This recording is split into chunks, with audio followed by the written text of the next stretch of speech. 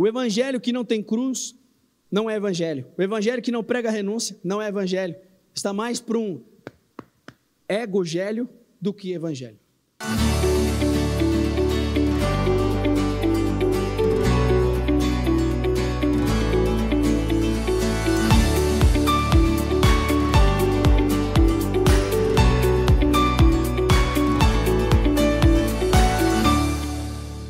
Olha, a palavra de hoje, julgo que ela é muito pertinente e muito atual para os dias em que vivemos.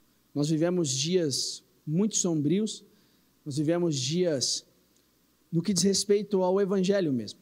Nós vivemos um tempo onde o evangelho tem sido deturpado ou pregado pelas metades. E nós precisamos estar atentos, por quê? A palavra do Senhor, ela não muda.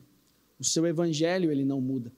E se a palavra dele não muda, e ele não é adequado mediante as nossas circunstâncias, e sim as nossas circunstâncias são adequadas ao evangelho, nós precisamos entender o que o Senhor tem falado e o que o Senhor vai falar aos nossos corações. Então, o título da mensagem de hoje, repita comigo: o evangelho imutável. Quando nós falamos de imutável, imutabilidade é aquilo que não muda, é aquilo que é o mesmo, que é estável, aquilo que não tem oscilação, aquilo que não tem alteração. Então, o evangelho, ele é imutável. Ele não muda, ele é o mesmo, ele não é atualizado, ele não tem que ser atualizado, ele precisa... mas o mundo se atualizou, o mundo precisa se adequar ao evangelho, e não o evangelho se adequar ao mundo. Infelizmente, nós vivemos um tempo onde as pessoas elas têm pregado um tipo de evangelho onde quase que o evangelho tem que se moldar ao espírito do tempo. E isso é maldito, isso não provém das Escrituras. E o mais interessante é que você vai ver diversas palavras onde até mesmo o próprio Paulo, ele já falava acerca disso. Há praticamente mais de 2.000 anos atrás, ele já falava sobre isso. Ele já dizia que chegaria o tempo em que as pessoas abandonariam a sã doutrina, ou seja, abandonariam o que está escrito, abandonariam o que o evangelho verdadeiro diz. E nós precisamos estar atentos, porque a palavra perverter, ela vem da origem do latim pervertere, que significa inverter, no sentido de, repita comigo, distorcer ou corromper. E o evangelho nos dias de hoje tem sido pervertido. Muitos têm desejado e querem perverter o verdadeiro evangelho, introduzindo de forma silenciosa algumas doutrinas que nos afastam da doutrina verdadeira, introduzindo algumas inverdades, algumas mentiras que nos afastam da cruz e do que é genuinamente Jesus Cristo. Veja bem, é muito comum nós vermos hoje um tipo de Jesus em que as pessoas pregam que está mais preocupado em fazer você ter sucesso do que te tornar santo. Eu tenho repetido isso constantemente. E esse Jesus, ele é mentiroso. Esse Jesus não existe.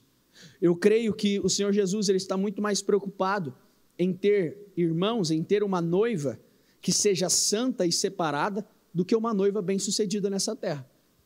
Então, se o Senhor tiver que escolher entre você ser bem-sucedido e o Senhor escolher você ser santo e separado e fazer parte do povo escolhido dele, desculpe, ele vai escolher que você seja separado. Só que nós, muitas vezes, se prega um tipo de evangelho aonde esse é o termômetro, aonde isso é o que importa, aonde, eu tenho que ter sucesso. Não confunda, tá? Se você tem sucesso sem santidade, pode ser que esse sucesso não veio do Senhor, mas sim do próprio diabo para a sua vida, e veio justamente para a sua própria condenação e destruição. E quando nós olhamos para isso, nós estamos vendo que esse é um espírito que age desde o princípio. Nas suas cartas, João diz que o espírito espírito do anticristo já agia 2000 anos atrás. Quando nós falamos do espírito do anticristo, nós não estamos falando da pessoa anticristo, aquele que há de se manifestar no futuro, não é sobre isso, mas nós estamos falando que o espírito do anticristo, ele age pelas gerações, ele age durante os séculos, ele já tem agido e se perpetuado ao longo das gerações, ao longo das estações.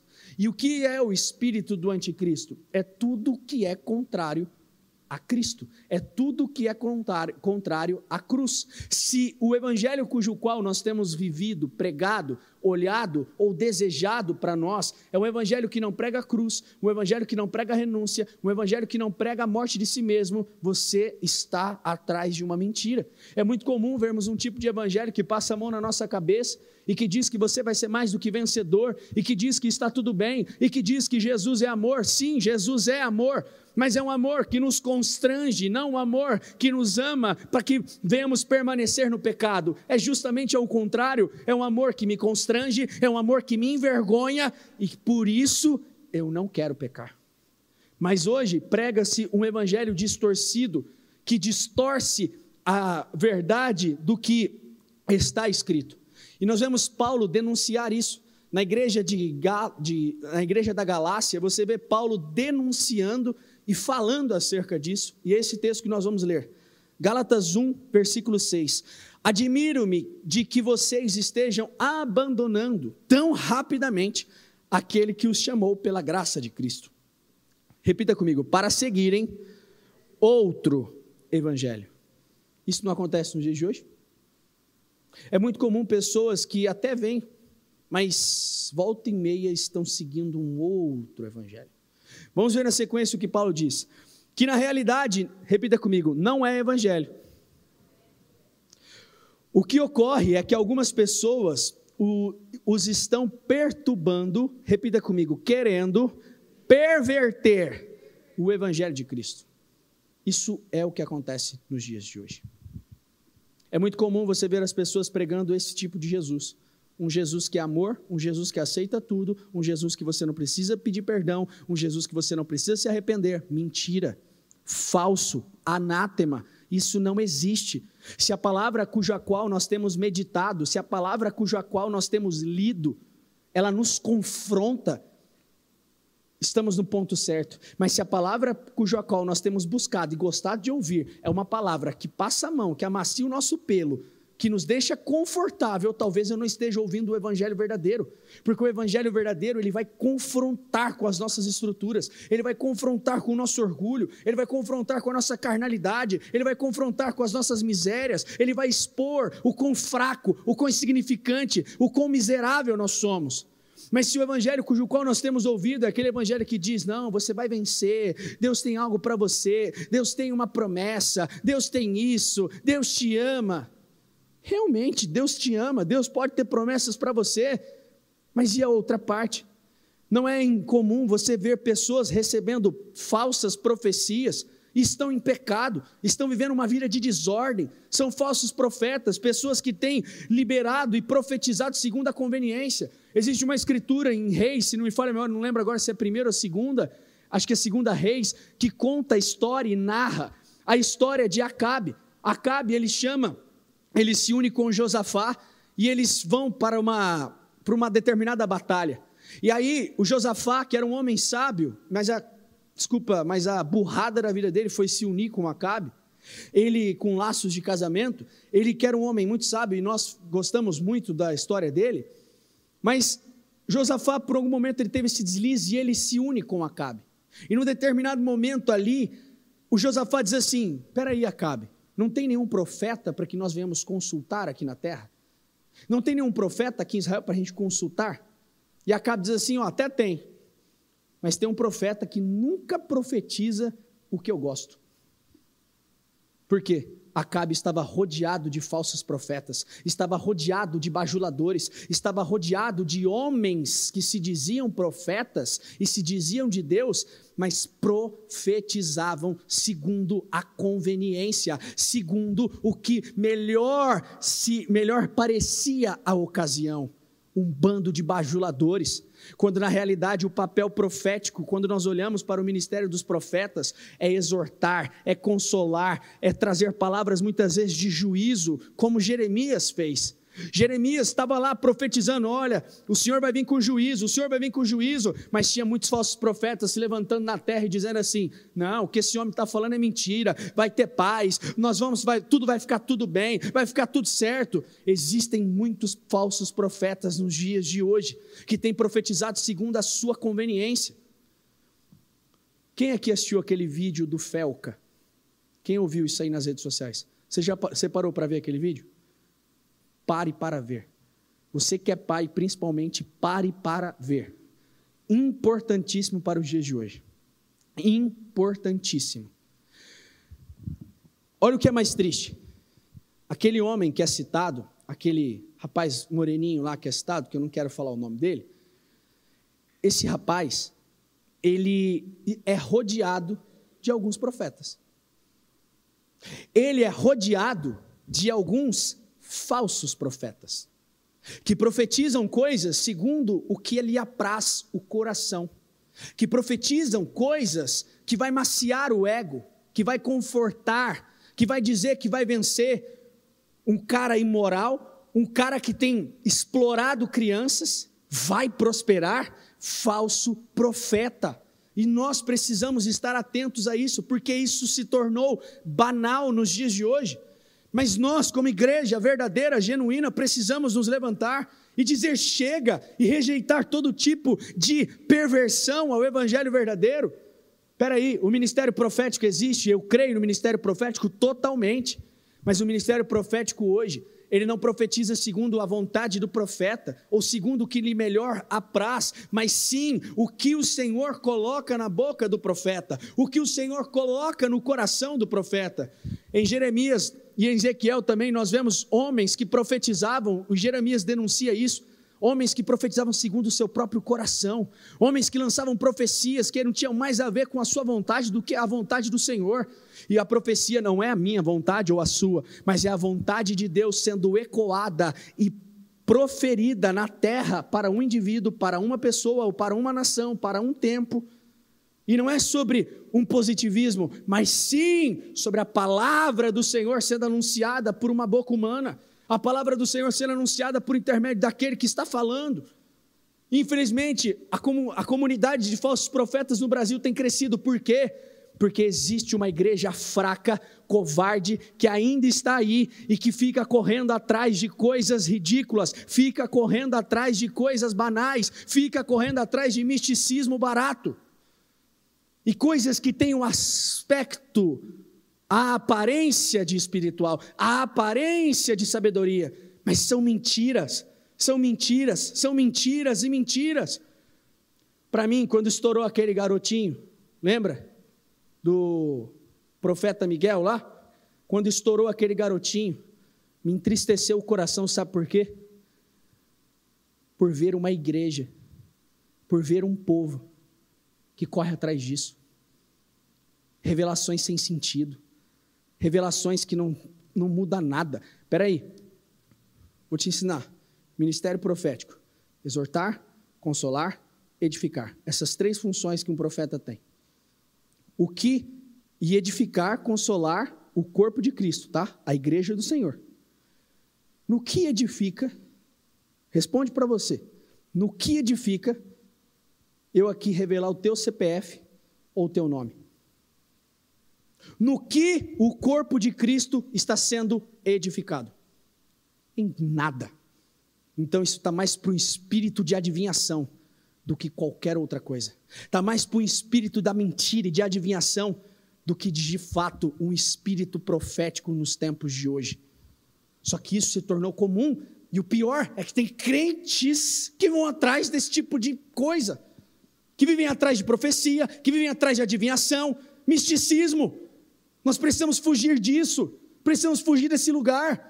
Não, o evangelho ele é imutável, o evangelho ele é verdadeiro. Existem palavras proféticas, sem dúvida, elas existem. Paulo recebeu algumas, sabe qual era? Paulo, profeta aqui está dizendo que você vai encontrar açoites e muitos problemas. O que ele diz? Está tudo bem, estou indo. Mas não existe isso, não existe exortação, não existe, não. É só conforto.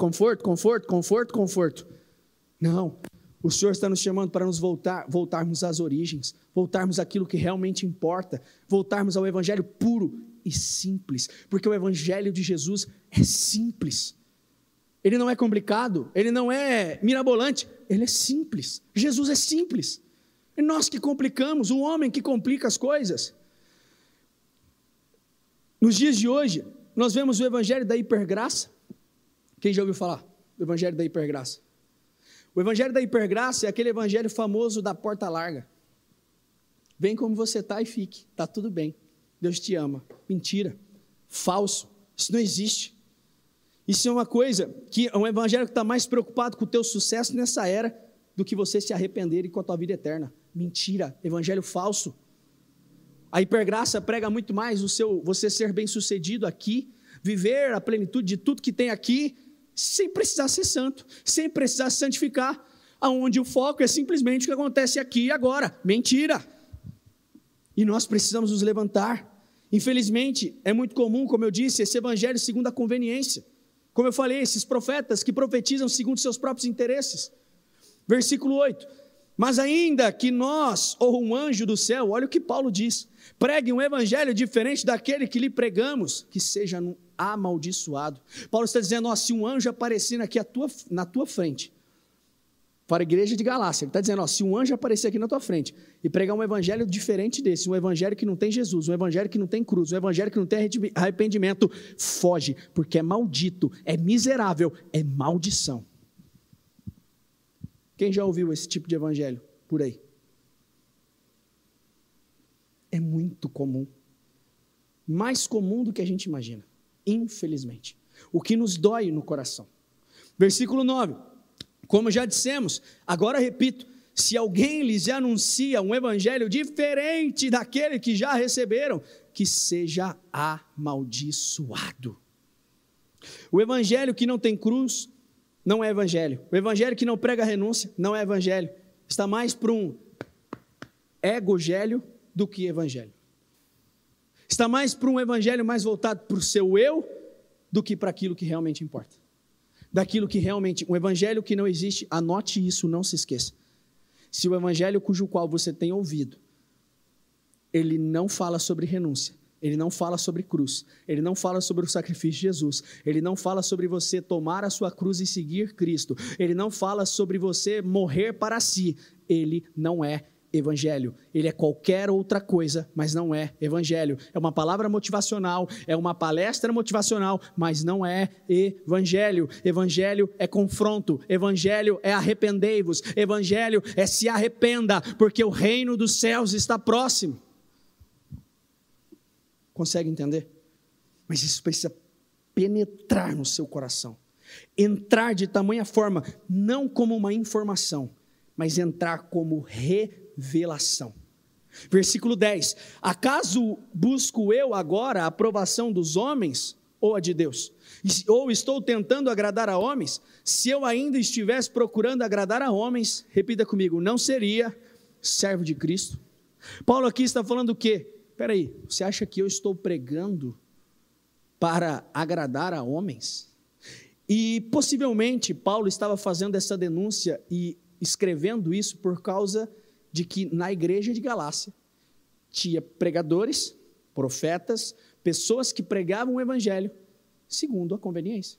Pessoas que pregavam o evangelho que fosse mais palatável ao público, que fosse mais gostoso, que fosse mais digestivo, que fosse mais suave, mais doce. E Paulo chega denunciando exatamente isso. Espera aí, o evangelho que eu tenho pregado, por acaso eu estou pregando para agradar pessoas? Então possivelmente aqui ele estava denunciando que tinha homens ali pregando por conveniência humana, pregando para agradar pessoas, pregando para passar a mão na cabeça de pessoas, pregando porque estavam passando pano para pecado, pregando porque queriam ganhar o povo para manipulá-los. Esse é o contexto da história, do que Paulo está falando para a igreja de Gálatas, para os Gálatas.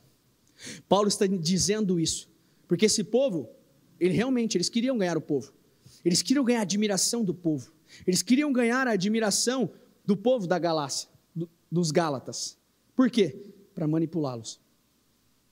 Sabe aquele tipo de liderança que muitas vezes prega o que você quer ouvir? Fala o que você quer ouvir? Sabe aquele tipo de pessoa que só fala o que você gosta? Porque quer te manipular? É o que o Acabe estava fazendo. Os profetas, e Acabe estava cercado de falsos profetas, e que só profetizavam o que ele queria ouvir. Dizia, pode ir, você vai vencer a guerra. Mentira, não ia. Deu errado, deu tudo errado lá. Consegue entender? Gálatas 4,17. Esses que se mostram, Paulo falando ainda desses homens, esses que se mostram tão zelosos em relação a vocês, não estão sendo sinceros. Ou seja, eles estão pregando esse tipo de evangelho que apraz o coração de vocês e que passa a mão na sua cabeça, mas não é com sinceridade não. O que eles querem é afastar vocês de mim, para que vocês se interessem por eles. Paulo estava denunciando, dizendo que esses homens estavam pregando esse evangelho fácil, para afastar eles do evangelho verdadeiro, que era o que Paulo pregava. E consequentemente, justamente por quê? Para que esses homens tivessem controle sobre aquela igreja, para que esses homens obtivessem o controle, porque de verdade, é muito mais gostoso você ouvir que você vai vencer independente do que tudo, que você vai ver uma vida sem sofrimento, que vai estar tudo bem, tudo certo, e que Jesus te ama, não importa o que você faça, é maravilhoso. Agora dizer que você tem que deixar de ser orgulhoso, dizer que você tem que abandonar a pornografia, abandonar a masturbação, abandonar a tua imoralidade, abandonar a tua falta de caráter, abandonar você passar as pessoas para trás, você ser um enganador, você é alguém que lesa as pessoas. É difícil ouvir isso. Ouvir que você é um orgulhoso, que você é um arrogante, que você tem que mudar. Não é gostoso ouvir isso aí? Ou é? Ninguém gosta de ouvir, ninguém gosta de ser confrontado. Então, esses homens estavam pregando segundo a conveniência humana, justamente para quê? Para conquistar o coração deles.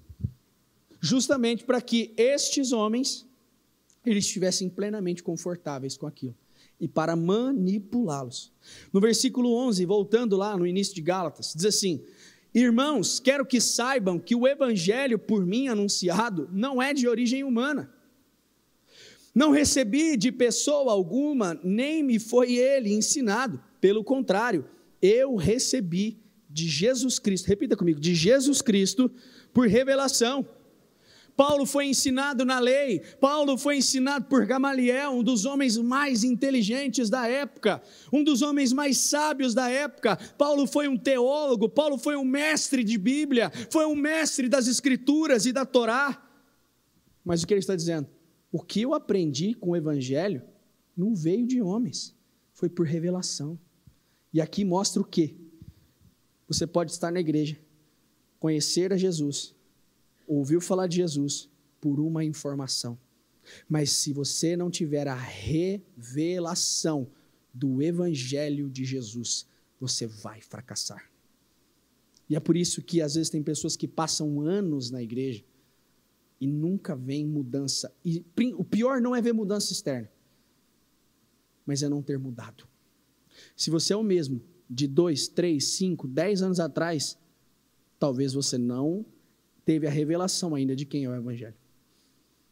Talvez você ainda não teve a revelação profunda do Evangelho de Jesus Cristo. Se você mantém as mesmas práticas, mantém as mesmas ações, faz da mesma forma, age do mesmo jeito, continua sendo orgulhoso, que Evangelho você está ouvindo? E às vezes você está até ouvindo, mas é só uma informação de Deus, e não uma revelação. A revelação não tem nada a ver com o que acontece externamente com os seus olhos ver, mas sim com o que acontece interno. Muitas pessoas viram milagres de Jesus na época, muitas, diversas. Só que quantos tiveram a revelação interna? Os fariseus viram os mesmos milagres que os discípulos, muitos deles, só que eles não acreditaram e não tiveram a revelação que Jesus era o Cristo, mas os discípulos tiveram. Consegue entender a diferença? Viram os mesmos milagres, mas um teve a revelação de que Jesus era o Cristo, outro achou que Jesus operava milagres por Beelzebu.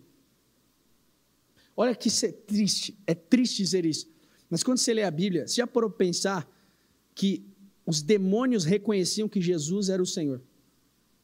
Você já viu isso já? Ele fala, tu és o Filho de Deus. Se não me falha a memória ali em Marcos 5, quando fala do Gadareno, o demônio de Gadareno, o endemoniado de Gadareno, ele suplica, tu és o Filho de Deus. Aí você tem noção, olha o ponto que chega. Os demônios reconheceram o senhorio de Jesus Cristo, sem reconhecer que Ele é o alfa, o ômega, o Filho de Deus, o Cristo, o Filho do Deus vivo, e os fariseus não. É triste, muito triste. Os fariseus que conheciam tanto a Bíblia, sabiam tanto do que estava escrito, rejeitaram o verbo vivo. Conheciam o que era o verbo, conheciam a palavra, mas rejeitaram a palavra em carne, que era Jesus. Consegue entender até aqui?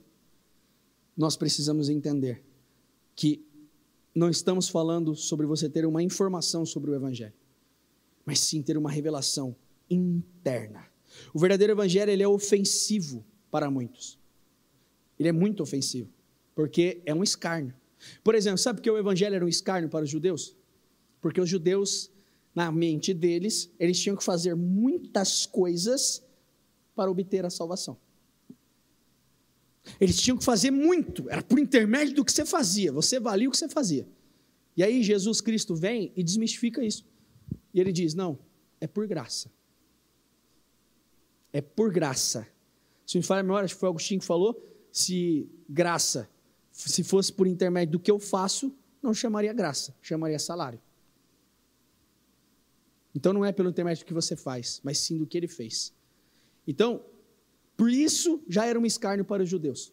Porque os judeus pensavam que tinham que fazer. É ritual, é ritos e costumes, é uso, é performance. Eu faço isso, eu faço aquilo. E Jesus vem e prega um evangelho que vem do coração. O Senhor não está preocupado com o que você faz externamente, mas sim com o que você faz dentro do seu coração. O que você faz externamente tem que ser um reflexo do que habita dentro do seu coração. As orações públicas que você faz tem que ser um reflexo da devoção e da entrega, da paixão que existe dentro do seu coração. E Jesus vem e ensina este evangelho puro, simples, verdadeiro, real, fiel. Só que o evangelho era ofensivo. A palavra da cruz era ofensiva. Em 1 Coríntios 1,18, Paulo fala isso. Certamente a palavra da cruz é loucura para os que se perdem, mas para nós que somos salvos, ela é o poder de Deus. Para os judeus era uma ofensa. O evangelho era ofensivo, era loucura. Por quê? Peraí, eu não tenho que fazer nada para ser salvo? Não. Eu só preciso crer que Jesus é o Filho de Deus. Óbvio que na caminhada você vai desenvolvendo a sua salvação, desenvolvendo a sua santificação, desenvolvendo e crescendo e amadurecendo até atingir a estatura de Cristo, caminhando para essa maturidade que é atingir o que Cristo era. Só que nós precisamos entender. Quando Paulo faz essa exortação à igreja, ele está denunciando que tinha um grupo de judeus ali, que eles queriam judaizar os cristãos daquela igreja. Queriam falar o quê? Queriam introduzir esse lugar de religião que era por intermédio do que você faz. E o Senhor não está interessado na sua performance religiosa. O Senhor não está interessado na sua performance, principalmente pública, mas sim quando você não tem ninguém olhando para você, quando não tem ninguém observando as suas orações. É este lugar que o Senhor está procurando. A Bíblia diz no Salmo 51, nós lemos ainda essa escritura recente, que o Senhor busca a verdade no íntimo. O Senhor não busca sacrifícios externos, mas Ele busca a verdade no íntimo. Ele busca a verdade aqui. O Evangelho de Jesus Cristo é puro, simples e exclusivo. É puro, é simples, é muito simples. E você precisa entender, se Deus não muda o Evangelho de Jesus Cristo, se o Evangelho não muda, se Jesus não muda, se as palavras do Senhor não mudam, se Deus não muda, o Evangelho não muda. Malaquias 3,6, porque eu, o Senhor, não mudo, por isso vós, ó filhos de Jacó, não sois consumidos. Espera aí, se Deus não muda, por que a pregação mudou? Se o Evangelho não muda, por que a pregação foi diferente? Nós precisamos voltar às origens da igreja. O que a igreja pregava lá em Atos? O que a igreja falava em Atos? O que a igreja ensinava em Atos? Que Jesus era o Cristo. Uma das escrituras que eu mais gosto do livro de Atos é quando os discípulos eles apanham e eles ficam lá presos, e aí um anjo vem e liberta eles, se me falha a memória, em Atos 5, e aí o anjo diz assim, vá lá e preguem a mensagem desta vida. E no dia pela manhã eles acordam, eles saem alegres, felizes, e vão lá e pregam. Que mensagem? Qual é a mensagem da vida? Que Jesus era o Cristo, o Filho do Deus vivo. Nós precisamos voltar à origem. Os sermões antigamente da igreja de Atos não eram mirabolantes, nem tinham raciocínios complexos. eram puro e simples, confrontador, exortativo, tirava as misérias, expunha as nossas fraquezas, mas mostrava que tinha um Deus zeloso e amoroso que nos amou por intermédio de Jesus Cristo. E isso gerava conversão, arrependimento. O evangelho genuíno, ele começa com arrependimento. O evangelho verdadeiro, ele começa com você se arrependendo, e você só pode se arrepender daquilo que tem consciência. E tem coisas que não adianta homens falar para você, que é o próprio Senhor que vai te mostrar, vai te expor e dizer, olha, você é assim, você é assado, você agiu dessa forma, você é esse cara, você pensou desse jeito.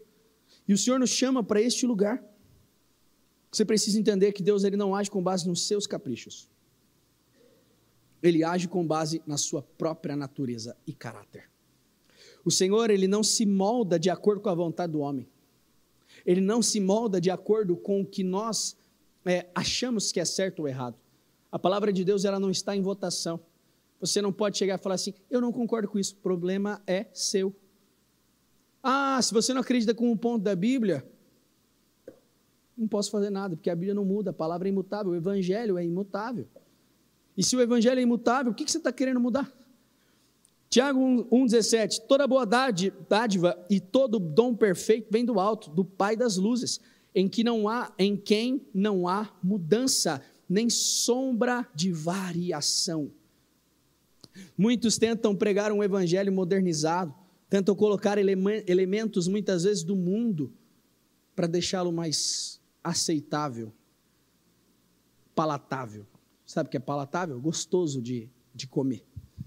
Sabe? Aqueles alimentos gostosos de comer, aqueles chips, principalmente esses alimentos que são crocantes, assim, você vê que você come, você não consegue parar de comer. Você come amendoim, todas essas que vai. Infelizmente, hoje existe um tempo e pessoas que têm introduzido elementos do mundo para deixar um evangelho mais fácil. E com a desculpa de evangelismo, tá? Não, que a gente precisa ganhar os jovens. Mentira. Timóteo era jovem, não precisou de nada para ser ganhado, não. Ele precisou ouvir da graça, da redenção, da misericórdia, do amor de Jesus, e que ele era um pecador para se converter. Ele não precisou de subterfúgio, não precisou de nada, não precisou de festa, não precisou de nada. Não, nós precisamos entender. Nós precisamos retomar o padrão da igreja. E qual é o padrão da igreja de Atos? A igreja que deu certo é a igreja de Atos. Aquela é a igreja de Jesus Cristo. Hebreus 13, 8. Jesus Cristo é o mesmo ontem, hoje e para sempre. Cristo é imutável e constante. Mateus 24. Os céus e a terra passarão, mas as minhas palavras jamais passarão. Jesus está dizendo o quê? Que as palavras dele, elas vão perpetuar pela eternidade. E nós precisamos entender o que o Senhor está falando conosco. O que o Senhor está dizendo. Mateus 7,13. Entrem pela porta estreita, pois larga é a porta e amplo é o caminho que leva para a perdição. E são muitos os que entram por ela. Vamos de novo, ó. Entrem pela porta estreita, pois larga é a porta e amplo o caminho que leva à perdição. E como é estreita a porta e apertado o caminho que leva à vida. Repita comigo, são poucos os que a encontram. Sabe o que é mais chocante? Jesus aqui está falando sobre o evangelho que nós chamamos de evangelho de porta larga. Está tudo certo, Jesus te ama. Jesus ama você, vem. Está tudo certo, não precisa. Jesus te ama como você chega, querido. Mas não é para você permanecer do jeito que você está, não. Se você permaneceu, esse evangelho está sendo transmitido apenas por uma informação e não por revelação. Porque quando temos a revelação do evangelho, nós mudamos. E nós não conseguimos ser os mesmos. Nós não conseguimos ser o mesmo tipo de pessoa. Nós não conseguimos ser o mesmo tipo de ser humano. Se você, repito isso, se você está na igreja, 2, 10, 5, 20, 30, quantos anos você tem de crente? Você não melhorou. Cuidado, porque talvez você está tendo apenas uma informação de Deus e não uma revelação de quem é. Sabe o que é mais chocante? Logo na sequência do texto, Jesus ele fala sobre os falsos profetas. em Mateus 7,15. Nós lemos os 14 no versículo 15, logo na sequência. Cuidado com os falsos profetas, que se apresentam a vocês disfarçados de ovelhas, mas por dentro são lobos vorazes. Pelos seus frutos vocês os conhecerão. Por acaso se colhem uvas de espinheiros ou figos de ervas daninhas? Sabe o que isso significa? Vamos pensar aqui. Primeiro ele fala da porta larga e do evangelho verdadeiro, que é a porta estreita. Logo embaixo ele vem falando de quem? Falso profeta. Já parou para pensar que Jesus está falando, falsos profetas vão te conduzir para a porta larga. Falsos profetas vão te conduzir para este lugar fácil. Falsos profetas vão profetizar segundo a conveniência, segundo o que você quer ouvir, segundo o que te faz bem. Mas verdadeiros profetas vão te confrontar. Verdadeiros profetas vão apontar e vão tirar de você, extrair de você aquilo que precisa ser tirado. Agora, o falso profeta vai passar a mão na sua cabeça, vai dizer que não é bem assim, vai dizer que está tudo bem, vai agir, muitas vezes, movido por isso. Você sabe que em João 10, Jesus não está falando do diabo, né? Óbvio que a gente não descarta que o diabo ele mata, rouba e destrói. Mas em João 10,10, Jesus está falando do mau pastor. Ele está falando de falsos profetas. Ele está falando de homens que agem como lobos no meio das ovelhas. O diabo, ele mata, rouba e destrói. Nós vimos isso em Jó. Essas são características dele, ninguém tira isso. Mas o contexto daquele texto, Jesus está falando do falso mestre. Está falando do mau pastor. Do pastor que explora, do pastor que conduz por um caminho ruim. Consegue entender? O evangelho de Jesus é imutável. Sabe o que significa o evangelho? O evangelho é as boas novas, as boas notícias. E que são boas novas? Que somos salvos. Que agora temos vida em Jesus. Este é o evangelho. Amém? Se coloque de pé.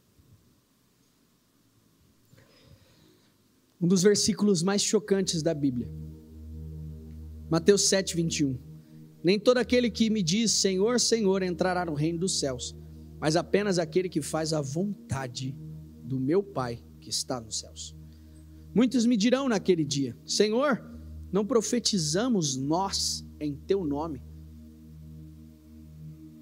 O que isso significa? Tem pessoas que talvez têm dons e até podem profetizar. Mas como falamos ainda na semana passada sobre Sansão, de que nos vale ter dom se não tivermos caráter? Sansão se movia no poder de Deus, pegava uma queixara de jumento, matava 1000. Uau! Forte! Catava o leão, despedaçava no meio. Mas era o mesmo que tempos depois estava se deitando com uma prostituta. Você acha que Jesus está preocupado com a tua performance religiosa, com os teus dons? Ele está mais interessado em que você seja santo, separado, obediente. Se você não obedece a Deus, você não ama Ele. Jesus diz, se me amardes, guardareis os meus mandamentos. Não é se você profetizar, se você orar, se você... Não, é se me obedecer. Se me amam, vocês me obedecerão. Vocês guardarão os meus mandamentos. A linguagem do amor de Deus é obediência. Ele só entende que amamos Ele por obediência.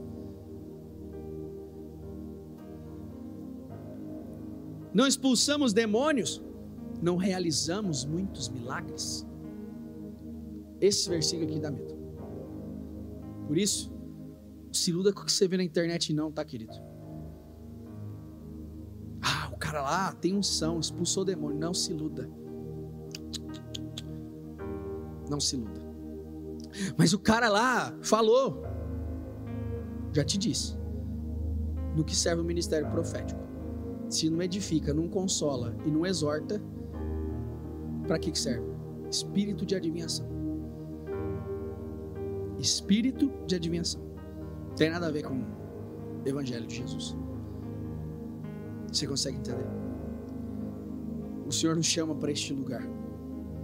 Espera aí. Então eu lhes direi claramente: nunca os conheci. Afastem-se de mim, vocês que praticam o mal.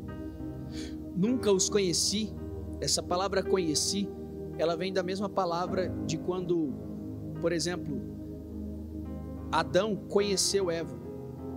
Isaac conheceu sua esposa. Fala de a relação sexual mesmo, o íntimo. Aqui, óbvio, não está falando de relação sexual, mas está se referindo àquele conhecimento íntimo, sabe? Aquela conexão profunda. É isso que Jesus está falando. Não os conheço, vocês nunca tiveram intimidade comigo, vocês nunca tiveram relacionamento comigo, vocês nunca se relacionaram comigo, vocês nunca foram para o secreto comigo. Vocês gostavam de fazer alarido, espetáculo em público, circo, mas secreto vocês não iam. Então sai daqui que eu não conheço vocês. Aparta-vos de mim que eu não te conheço. Vocês que praticam o mal. E sabe o que é chocante? Vamos ler o texto para a gente analisar junto. Afastem-se de mim, vocês, repita comigo, que praticam o mal. Agora vamos lá. Vamos voltar no versículo 22. Profetizar é praticar o mal? Expulsar demônio é praticar o mal? Fazer milagre é praticar o mal? Sim ou não? Então por que Jesus está falando isso? Porque ele está falando do que vem daqui. Com qual intenção você profetizou? Com qual intenção você operou milagres? Com qual intenção você expulsou demônios? E se a sua intenção for ruim, você pratica o mal. Você pode ser o cara que faz a melhor ação do mundo. Se a tua intenção e motivação é errada, você pratica o mal. O que define o falso profeta não é se ele acerta ou erra a profecia, tá? É a intenção pela qual ele profetiza. Balaão era falso profeta? Sim. E acertou todas as profecias. Todas. Inclusive, ele profetizou que ele viu Jesus. Você lê lá no número, você vai ver. Ele fala acerca de Jesus. Mas ele é o arquétipo do falso profeta? Sim. Por quê? Porque era um mercenário. Profetizava por dinheiro. Profetizava porque queria ver isso aqui. Profeta da conveniência. Profeta da conveniência. O Senhor nos chama para este lugar. Eu teria que discorrer um pouco sobre o que é a hipergraça, mas o tempo não permite. Mas, rapidamente, minimiza ou nega a necessidade de arrependimento contínuo após a conversão. Redefine o pecado como irrelevante para a comunhão com Deus, já que tudo está perdoado. Enfatiza apenas os atributos de amor e misericórdia de Deus, ignorando sua santidade e justiça. Rejeita a disciplina e correção de Deus como parte do processo de santificação. Nega a validade da confissão dos pecados para crentes, dizendo que isso é incredulidade. Substitui o discipulado por autoafirmação, priorizando o bem-estar emocional em vez de transformar o caráter. Interpreta a graça como licença para viver de forma carnal, confundindo a liberdade cristã com libertinagem. Evita a pregação que confronte o pecado para manter uma mensagem sempre positiva. Você pode pesquisar, fazer uma pesquisa aqui na internet, pesquisa. Desconecta a justificação da santificação, tratando a vida cristã apenas como um status legal, não como uma mudança real. Promove uma visão triunfalista, sem cruz, excluindo a ideia de sofrimento, renúncia no seguimento de Cristo. Esse ensino é um ensino antibíblico e anticristo. Tudo que é contrário à cruz de Jesus é anticristo. Tudo, absolutamente tudo. Para nós orarmos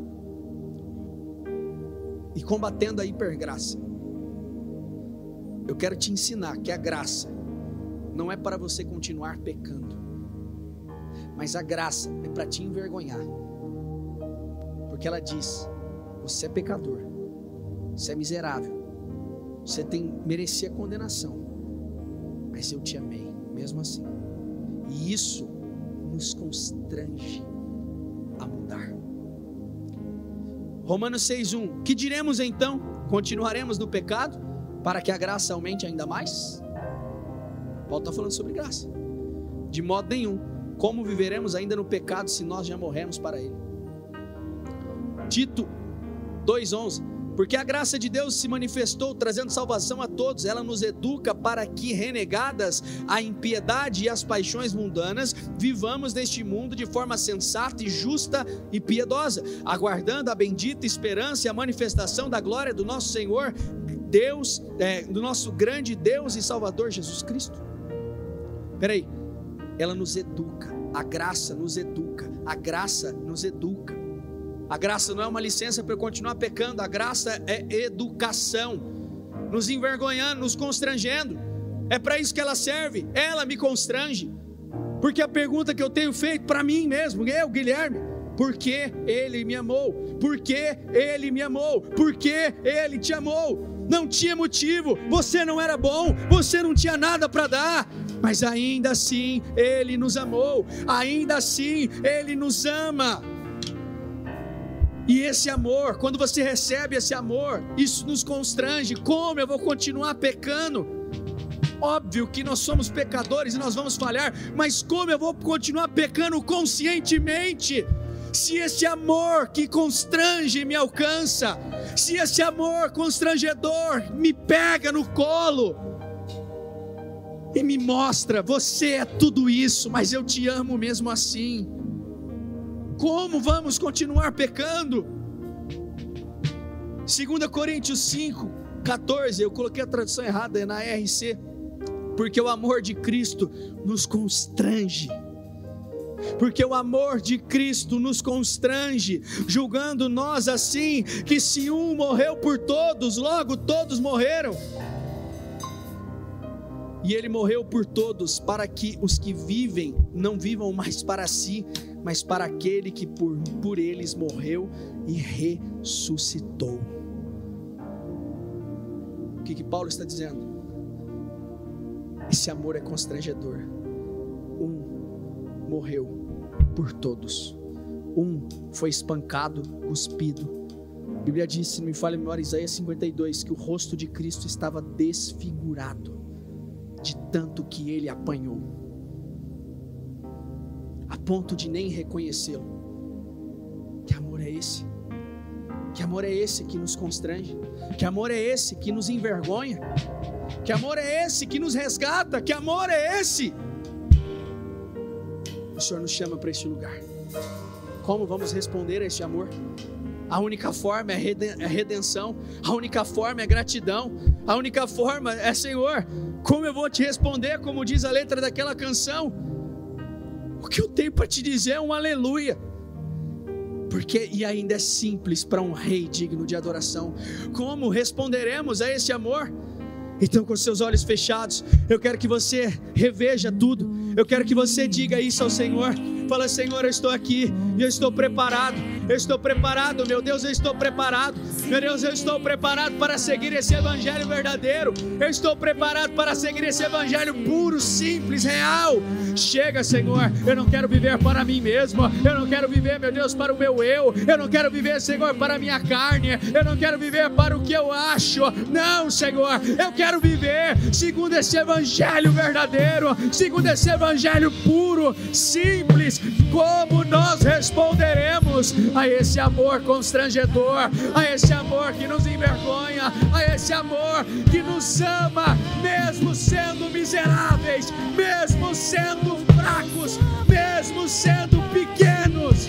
Diga isso ao Senhor. Fala, Senhor, eu quero mais do Senhor, eu quero mais, Senhor. Coloque isso no teu coração. Você tem sido perdoado, mas não é para continuar pecando, é para abandonar o seu pecado. A graça te alcançou, então abandone, mude, converta-se, arrependa-se, arrependei-vos. arrependei-vos, porque é chegada o reino dos céus. Arrependei-vos. Então se arrependa, então se arrependa, então se arrependa, então se arrependa. Diga isso ao Senhor. Fala: Senhor, eu estou aqui e eu creio, Senhor, eu creio no teu poder, eu creio na tua graça, eu creio, Senhor, na tua bondade, e eu estou aqui, meu Deus, porque eu preciso do Senhor, eu preciso do teu Espírito, eu preciso, meu Deus, me ajuda na minha fraqueza, em nome de Jesus. Diga isso ao Senhor, diga isso ao Senhor. Fala: Senhor, eu quero. Não existe evangelho sem cruz. Jesus disse em Lucas 9: se alguém quiser me acompanhar, negue-se a si mesmo, negue-se a si mesmo. Então negue hoje, negue a sua vontade, negue o seu eu, negue a sua carne, negue, e diga isso: Senhor, eu estou negando agora, eu estou negando agora. Chega, Senhor, eu não vou colocar os olhos apenas nas coisas dessa terra, eu não vou colocar os olhos apenas nas coisas dessa terra, eu volto os meus olhos para ti, assim como Asaf diz: quem tenho no céu além de ti, e quem eu queria mais na terra além do Senhor. Então diga isso ao Senhor: Senhor, eu entrego tudo, Senhor, eu entrego tudo, eu renuncio meu eu renuncio meu eu estou disposto a te obedecer, mesmo que isso custe tudo. Diga isso ao Senhor. Fala: Senhor, chega, Senhor, chega, Senhor, eu não quero mais ser o mesmo, eu não quero mais continuar da mesma forma, eu preciso negar a mim mesmo. Este é o verdadeiro evangelho. Então negue-se a si mesmo, pegue a tua cruz e siga-o, em nome de Jesus. Diga isso ao Senhor, diga isso ao Senhor: Senhor, eu estou aqui e eu estou disposto,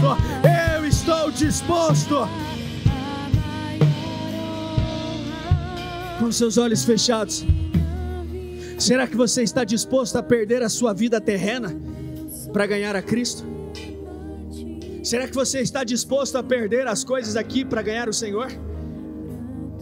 Será que você está disposto a matar o seu eu, a diminuir você para que ele cresça? O Senhor não quer isso.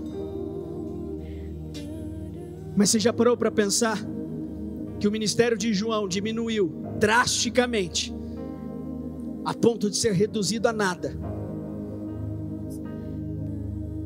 A ponto de ser reduzido a nada, para que o ministério de Jesus crescesse? Você está preparado? Você conseguiria dizer isso ao Senhor? Você conseguiria falar: Senhor, eu estou disposto para a minha relevância diminuir, para a sua crescer, eu estou disposto para a minha influência diminuir, para que o Senhor seja grande, eu estou disposto a perder as coisas dessa terra para ganhar o Senhor, eu estou disposto a te obedecer, mesmo que isso custe tudo, mesmo que isso custe a minha reputação, mesmo que isso tudo.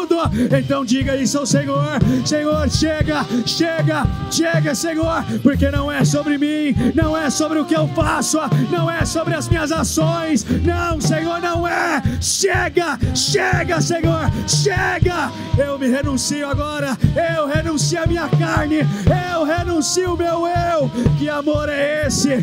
Que amor é esse? Que amor é esse? Que amor é esse? Que amor é esse que nos constrange? Que amor é esse que nos constrange e que nos tira deste lugar raso e que nos tira deste lugar baixo? Que amor é esse? Que amor é esse? Que amor é esse? Você está disposto a perder as coisas dessa terra para ganhar o Senhor? Você está disposto a abandonar tudo para viver um chamado? Você está disposto a dizer não para o eu, não para as suas emoções, não para o seu ego? Você está disposto? Você está disposto? Você está disposto? Você está disposto? a entender que não é sobre você. Negar a si mesmo é estar disposto a abandonar o egoísmo, os próprios desejos, em favor de sofrer por Cristo se necessário. Você está disposto a sofrer, a fazer ou não fazer, a permanecer e seguir em obediência segundo o que o Senhor te disse? Você está disposto? É ter disposição de morrer para o pecado, para o ego, para as paixões e emoções. Filipenses 3:7. Mas o que para mim era lucro, isso considerei como perda por causa de Cristo. Na verdade, considero tudo como perda por causa da sublimidade e do conhecimento de Cristo Jesus, meu Senhor. Por causa dele perdi todas as coisas e as considero como lixo, para ganhar a Cristo e ser achado nele, não tendo justiça própria que procede da lei, mas aquela que é mediante a fé em Cristo, a justiça que procede de Deus, baseada na fé. O que eu quero, esse tem que ser o nosso alvo. O que eu quero é conhecer a Cristo e o poder da sua ressurreição. Diga isso ao Senhor. Eu quero, Senhor. Com seus olhos fechados, diga isso ao Senhor. Senhor, eu estou disposto, meu Deus, a conhecer o Senhor não por uma informação. Eu estou disposto, Senhor, a conhecer o Senhor por revelação. Eu estou disposto a te conhecer por revelação. Eu não quero, Senhor, eu não quero. Sabe o que Paulo estava dizendo? Eu considero todas as informações, tudo que eu achava sobre Deus, eu considero tudo como esterco, eu considero tudo como lixo, porque eu quero conhecer a Cristo e o poder da sua ressurreição. Então diga isso a Ele. Ah, Senhor, vem sobre a minha vida, vem sobre mim, eu quero te conhecer, toma-me com poder, em nome de Jesus. Aleluia. Isso, diga isso ao Senhor. Ah, Senhor, só o Senhor é digno de honra, de glória, de louvor. Que amor é esse? Que amor é esse que nos constrange? Que amor é esse que nos envergonha? Que amor é esse que nos confronta, mas ao mesmo tempo nos ama? Que amor é esse? Esse é o Evangelho imutável. Esse é o Evangelho imutável.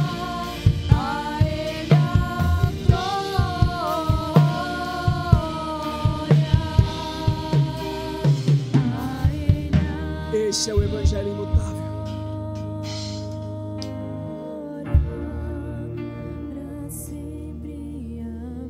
Você está pronto?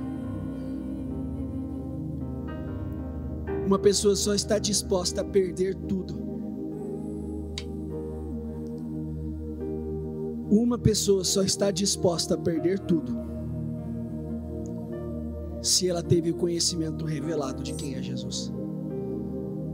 Se não é só emocionalismo. Até onde você está disposto a ir? Até onde você está disposto a ir? Até onde você está disposto a ir? Morra para si, morra para suas paixões, morra para o seu ego, morra para o seu eu, morra.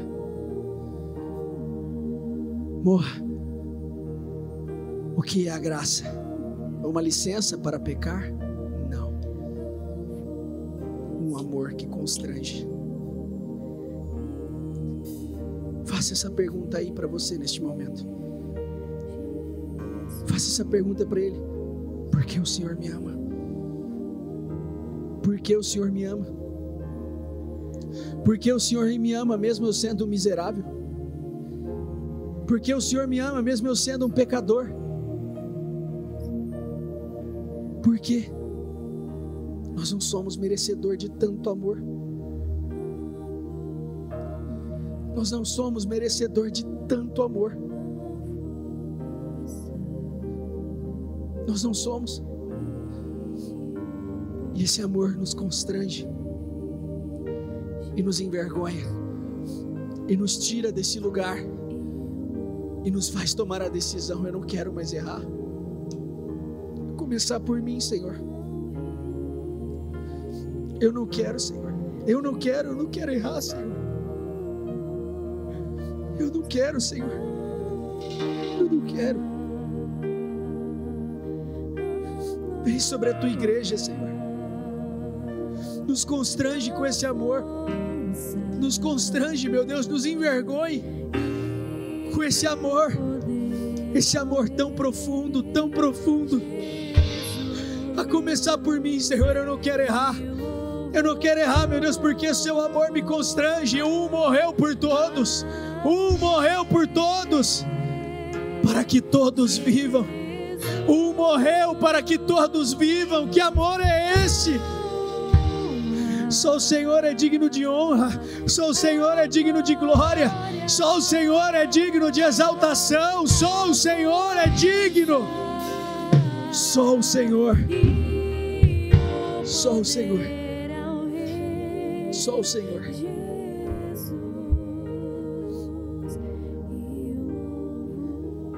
Pegue seu propósito, Senhor. Eu quero abençoar a vida dessas pessoas. Eu quero pedir, Senhor, a tua graça, o teu favor, a tua unção. Abençoe teu povo, Senhor. Nós oramos e clamamos por misericórdia. Olha para nós,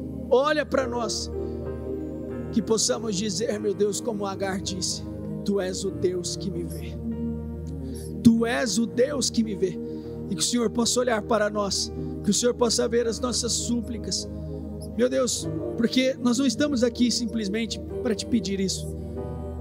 Nós estamos aqui em primeiro lugar para buscar o Senhor, mas nós temos necessidades, temos coisas que necessitamos, e o Senhor diz que não era para vivermos em busca disso, mas para buscar o Senhor em primeiro lugar, e nós assim temos feito. Então, Senhor, olha para nós, se atente às nossas súplicas, se atente às nossas orações, e eu oro, Senhor, eu abençoo cada propósito, cada palavra, cada letra, tudo que está escrito, e eu peço que o Senhor olhe para nós com um olhar de misericórdia, e que essa pessoa saia daqui abençoada, cheia de amor, cheia de paixão pelo Senhor, acima de todas as coisas, em nome de Jesus. Você crê nisso? Amém? Uma salva de palmas ao Senhor.